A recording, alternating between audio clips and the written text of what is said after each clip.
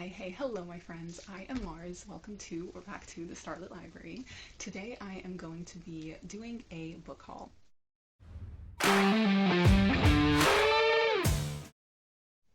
So today I'm going to be going over all of the books that I have bought this year so far, and I only buy books secondhand because in this economy with these prices, I cannot afford the actual prices of like brand new books in the bookstore. So I always get these secondhand, either from charity shops or online through secondhand sellers like Vinted.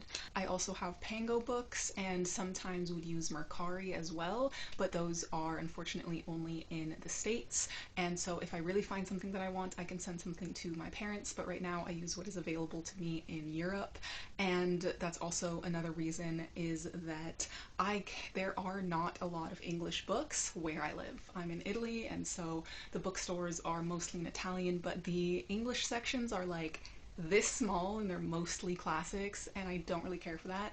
So it's really difficult for me to even find what I want in bookstores, which is really unfortunate because I really just miss at least the browsing aspect. I miss kind of just wanting to pick up something that I've never heard of, something that just like catches my attention from just browsing, instead of picking up something that is based off of influence and based off of the reviews that I hear from everyone. Thankfully, I'm able to find some really good deals, and if I find a good deal, I will snatch that up. Because I've gotten all of these secondhand, I think it would be really interesting to kind of see what I paid for it and compare that to the actual selling price to see how much money I've saved and kind of make myself feel better. The prices that I will include do not include shipping, so there are some extra fees that I paid on top of these that are for shipping, but I'm just going to put the numbers and do the math in terms of the price of the actual books. Regardless, let's get into it. I'm going to go in chronological order. In January, I didn't buy any new books, but in February, I got a big old bundle. The first things I ended up picking up this year are actually The Darkness That Comes Before and The Warrior Prophet. These are the first two books in the Prince of Nothing series, and I have read this first one. I can link the reviews that I did for this if you want to hear what I thought of it. It was good. The characters were insufferable. The plot was interesting, and it wasn't as dark as I thought that it would be. I've really been thinking about picking this up soon, so this might happen before the end of the year. I had to pick up a physical copy of The Dark Forest. I started reading this last November, and I was just going really slow, and so I wanted to kind of pick up my pace with it and wanted to annotate it and find a copy that matched the edition of the first book that I have. So loved this, absolutely obsessed with it. I've already read it. I finished reading this, I think in March, possibly, and I'm obsessed with it, and my dad picked up a copy of the third book, and oh my god. I'm so excited for it, but I don't know when I'll get the chance to pick it up from him. Next in that bundle is something that I've had my eye on, but then I heard a lot of buzz about it from the Discord channel of Talking Story, and a lot of people ended up picking it up, and it just seems really dark and interesting. Black Leopard Red Wolf by Marlon James. This is an ongoing series at the moment, inspired by Caribbean. I don't know if it's inspired by Caribbean folklore or something along those lines, I believe. I could be wrong. But I hear this is really dark and twisted and can have kind of divisive conversations around it. So I haven't picked it up yet, but I'm excited to, and I love the cover. You can like kind of see in the background the Black Leopard and Red Wolf, probably. Last book included in that bundle, I picked up Howling Dark by Christopher Rocchio, but unfortunately I want to resell this because it doesn't match the edition of the first book. I have this American, I think this is the trade paperback, and this is the mass market paperback, and I hate that. I cannot do that because I want to annotate my books. So I don't know if I might read this without annotating it, but then that would just make things super complicated. So I think I'm just going to resell it and try and find a matching edition, and unfortunately I haven't read either of them yet. It's intimidating, but like I feel like I'm going to love it a lot, hopefully. So this is definitely a priority. So that was in February. In March, I actually didn't end up picking anything up, but in April, I found a copy of God's Grave by J. Kristoff. This is the American cover. I got it to match the first edition that I annotated, and I'm going to annotate this one as well. And last year I picked up these beautiful UK editions, which I just want to keep and not annotate these ones. I just haven't been able to find a matching third book, so still on the lookout for Dark Dawn. But unfortunately, no, I still have not read this. Honestly, I think I really want to do a reread of Nevernight because I know there's so many details, and I've never reread a book before, but I think I might need that before I pick this one up again. So that was all for April. Then in May, I kind of went crazy, and I started reading The City of Dusk by Tara Sim on as an ebook, but I was loving it so much that I really wanted to get a physical copy, so I found one, and I absolutely loved it. I'm just struggling to find the second book because everyone's only selling the special edition hardcovers, and I just want a paperback to match this. That's all I ask. Next, I ended up picking up Master of Sorrows by Justin T. Call. This, I believe, is an indie book. Wait, no. This is from Blackstone Publishing, but I believe that is a small publishing company. I'm not sure. So this I remember seeing, I believe, on the Library Unbounded, Sylvia's channel, and I don't think she ever actually got around to reading it, but it sounded really, really cool. The synopsis is literally, you've heard the story before. An orphaned boy raised by a wise old man comes to a fuller knowledge of his magic and uses it to fight the great evil threatening his world. So, you know, classic story. But hopefully this has a little more spice to it and a little more, you know, interesting secrets and something about thieves and magical artifacts. So, seems fun. Next in that bundle, I picked up The Darkness Before Them by Matthew Ward. Well, since I first heard about this, it grabbed my attention and I really wanted to grab a copy, so I'm really excited that I was able to find this. Again, don't really know much about it, except that there is queer representation in it, and it's, I guess, about a thief who has a gift to speak to spirits, and something about a rebellion, so love that.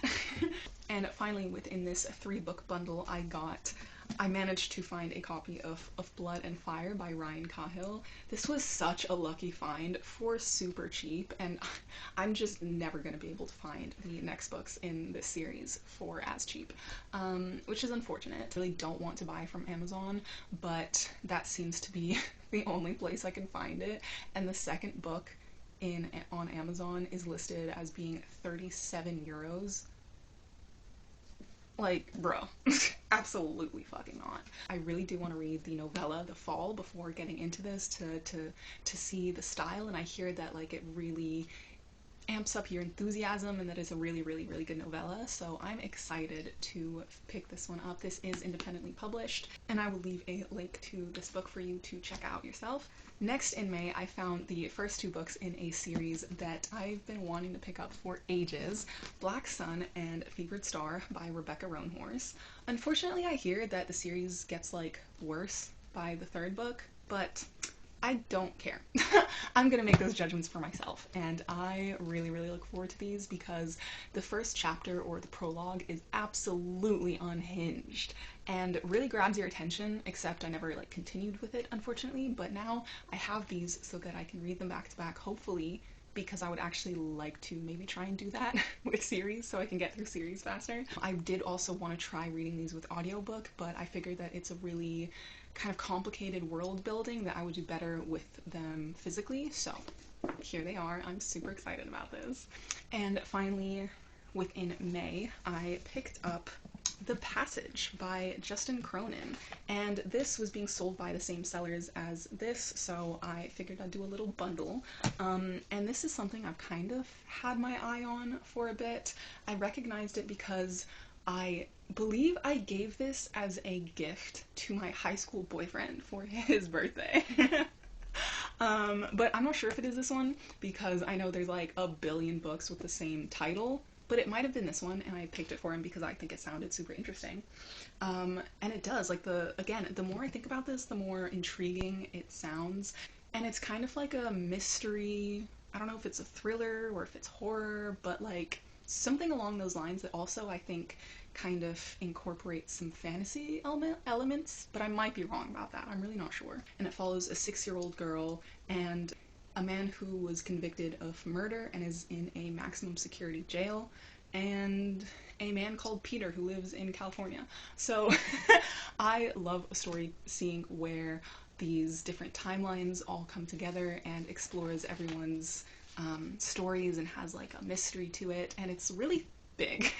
So I hope that like this gives it a lot of time to really dive into those characters and like what the story is, because in terms of like maybe horror or mystery books, I think I like a lot more of a deep psychological dive, because I feel like that's what I got from The Book of Accidents by Chuck Wendig, and I love that book.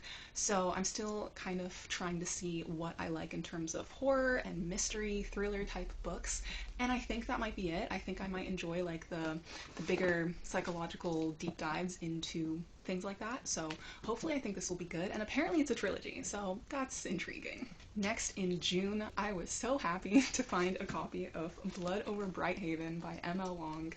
I was so looking forward to this book. I still am. I just haven't read it yet, and I was thinking that I did want to read Sword of Kaigan first, but finding a copy of that secondhand is even more impossible, so I'm not sure if or when or which one I'll get to first, but I'm super excited about this because it deals with a kind of toxic main character, but I really don't know much about it, and I just wanted to keep it that way. I try and kind of just skip the reviews that I've seen on it because I don't want to know anything about it, so I'm excited about this. Next in June, I swear to God, this was such a steal. I found in literal perfect condition Iron Gold and Dark Age. Look at this. No creasing, nothing. Like, they're so beautiful. These are the next books in the Red Rising cycle that I need to pick up. I'm still kind of reeling from the emotional damage of Morningstar, and it just feels very intimidating for me, which is unfortunate because it is one of my favorite series and I would love to continue with it.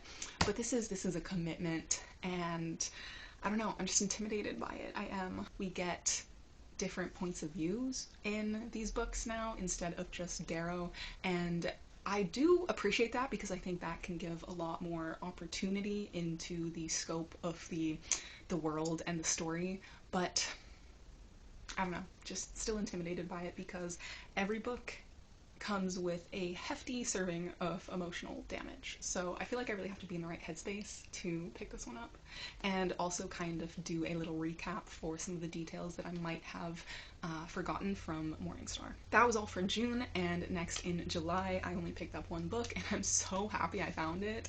It's The Ninth Reign by Jen Williams. This I don't know details about, except the fact that there are some type of creatures, some type of vampires, but not like your classic vampires, and that there's some kind of like apocalyptic themes, and that's about it. It's been on my radar for years now, and I'm super intrigued by the story. I've seen it on a few different booktubers' favorite or most like intriguing plot kind of lists, so I'm super excited about this one. And then in August I went to England and I went to a bunch of charity shops. I didn't have a lot of space to bring back a lot of books, but my sister had a little stack of books that apparently I had gotten like last year or maybe even the year before, because I do not remember them. But it was really, you know, kind of fun to rediscover them. And so one of them is Van Gogh, kind of just, I guess, a little, I don't know if it's like a little talks about his life. It has some pictures of his work. Yeah, that's pretty much it. Just a little cute little art book for 25 cents. Along similar lines, there's this cute little book, an anthology of love, and it's just tiny and adorable, and this was for £1. And I believe this is just a collection of poems, and it's super cute. It's an anthology, so it includes different types of writing and poems and maybe little stories, all of that fun stuff. And it's just adorable, and I love that. Also within that little stack is A Brief History of Time, though I think we owned this like before, and I'm not sure that I got it from one of the charity shops. I feel like I've owned this before, but I actually started reading this. I'm reading this month. I have all the tabs for all of these sections, and it's really interesting because a lot of this I already have like a little bit of an introductory knowledge about, and I would really like to continue to expand my knowledge on physics because I find it absolutely fascinating and something that I never really explored much in school because I always went the biology route. So I've really been on a physics kick and trying to teach myself a lot more of the concepts in physics that I'm interested in. Finally, within that little stack is a book that I've actually never heard of, the Nosferatu Scroll by James Becker. And it actually sounds really, really cool and interesting and like mysterious and thrilling, and I actually really look forward to picking it up this season, so that was a nice surprise. This is just about a string of murders, I believe, and how it might be a serial killer or how it might be connected to some occult things, so that's interesting. And finally, on to the actual books that I did buy myself this time I went to England. So I picked up a couple more nonfiction books, which I'm super excited about. With that interest in physics, I found Human Universe by Professor Brian Cox and Andrew Cohen. I've been watching a couple documentaries where Brian Cox explains physics concepts, so that's where I recognize the name from. And it also has a section with photos, and I love when a nonfiction has these sections. Are you kidding me? These are the best. I also found a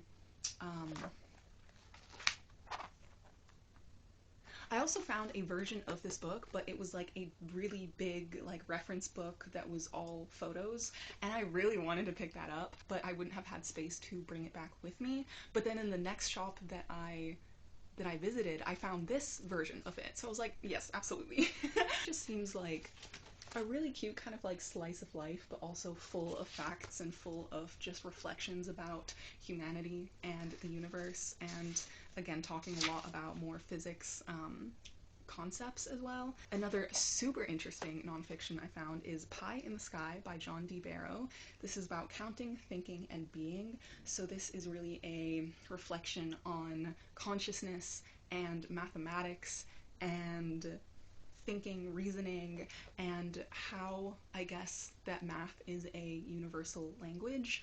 And along with physics, you know, realizing how much math really just defines so many things in the world, it's become something really interesting and something that you just can't stop seeing.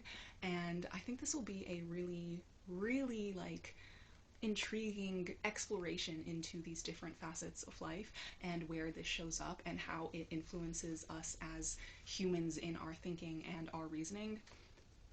And this talks about a lot of different topics like Egyptian hieroglyphics, which just, I love that. It talks about a bunch of different theories and different cultures as well. And I know from my own classes that different cultures have different language for numbers. Like some cultures don't have words for numbers that are higher than 5. They just have a word for many. So but not like a specific number, so I find that super interesting, and I'm pretty sure it's going to talk about that in this book, so I'm excited that this was something like new that I discovered. Something that I literally went to England hoping that I would find it, because a lot of these books that I picked up, I'm not just picking up on a whim. There are things that I've been searching for and things that I've been wanting to read for so long, and or continuations of series, because I want to be able to continue to pick up series. And I swear I found this within the first shop that I went to, and it was just fate. Absolute fate. The Wall of Storms by Ken Liu. Oh my god, look at this brick. Look at this absolute beauty. I snatched this right up as soon as I saw it. I would just love to get into this series. This has been on my shelves for a while. I haven't picked up the first one yet, unfortunately, but I'm super excited about this series. So hopefully I can actually get to it soon and continue with the series now. And finally, last but not least, another continuation in a series that I've just been looking for everywhere, and that is Red Seas Under Red Skies by Scott Lynch. I kind of had a love-hate relationship. I wouldn't say hate. I just had a kind of rocky relationship with the first book, The Lies of Locke Lamora, because for me it wasn't something that I necessarily expected, and or like it wasn't really what was served up in terms of reviews and what I've heard from before. It didn't really meet those expectations, and it was really slow. It took me a long time to get through, but it was only really, not only, but it was afterwards that I couldn't stop thinking about it, and that I really started to have a lot more appreciation for the characters and the plot. Like, I did find it interesting and I did like it. It's just there was some kind of dissonance in terms of my expectations and my experience actually reading it, because it was a lot slower and I really wasn't sure about where the plot was going. But that being said, I realized how much I actually did enjoy it and how much I've been anticipating wanting to read the second book. So I'm really happy that I was able to find this for £5. I really do want to continue with the series and see what these hooligans are up to. Okay, guys, and that's a wrap. Thank you so much for being here, for joining me on this little journey of hearing me yap about the books that I have bought this year. I really appreciate you being here. If you like this video, give it a like. If you want to leave an emoji in my comments and tell me you were here, you can leave a ship emoji or something about sailing at the seas, a pirate emoji, or you can leave a comment about the best book that you were able to find, either the best deal or the prettiest edition or whatever you want. Leave that in the comments, and subscribe if you would like to come back and see more content from me. In the meantime, I hope you have the most amazing day and that you are picking up books that you actually love. I hope you have an amazing day. Bye.